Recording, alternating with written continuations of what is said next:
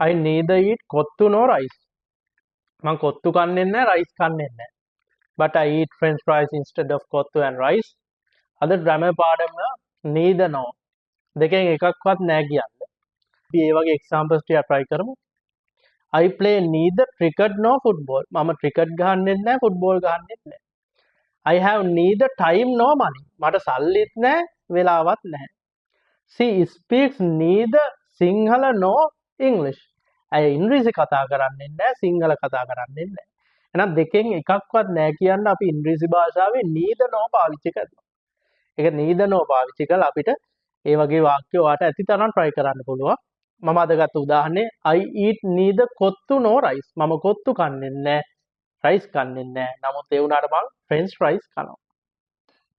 ලංකාවේ හොඳම වැඩපිළිවෙල සහිත ස්මාර්ට් පරපුරේ නෙක්ස්ට් ලෙවල් ඉංග්‍රීසි පන්තිය තිලින මල්වාන